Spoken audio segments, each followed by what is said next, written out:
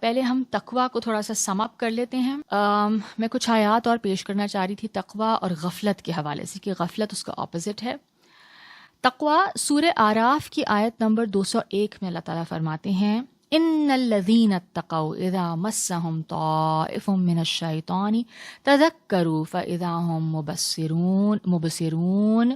بے شک جو لوگ خدا سے ڈرتے ہیں جب انہیں کوئی خطرہ شیطان کی طرف سے آتا ہے تو وہ یاد میں لگ جاتے ہیں، وہ اللہ کو یاد کرنے لگتے ہیں، پھر اچانک ان کی آنکھیں کھل جاتی ہیں. یعنی جو لوگ تقوی کرتے ہیں تو انہیں کوئی بھی تھاٹ شیطان کی طرف سے آتی ہے، کوئی نیگیٹو تھاٹ کراس کرتی ہے ان کے مائنڈ کو، they immediately become aware of it and وہ دیکھنے والے ہو جاتے ہیں. ٹھیک ہے، تو this is the level of God consciousness جو کہ تقوی والوں میں ڈیولپ ہو جاتی ہے، دا لیول آف الرٹنس.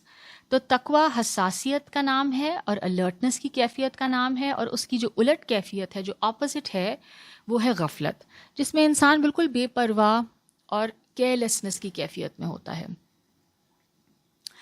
اور یہ بات ذہن میں رکھنا ضروری ہے کہ تقوی اور غفلت قرآن پاک کی اصطلاحات ہیں، ٹرمز ہیں، اور مذہب اور اخلاقیات کے تناظر میں پیش ہوئی ہیں، یعنی استعمال ہوئی ہیں ریلیجس پرسپیکٹو سے اور اخلاقی پرسپیکٹو سے استعمال ہوئی ہیں. قرآن پاک میں ہم یہ دیکھتے ہیں کہ لفظ غفلت بہت مرتبہ استعمال ہوا ہے، اور بہت سے مقامات پر یہ لفظ اللہ کے احکامات کے حوالے سے لاپرواہی کے معنوں میں استعمال ہوا ہے. ہم دیکھتے ہیں سورہ اعراف کی آیت نمبر 179.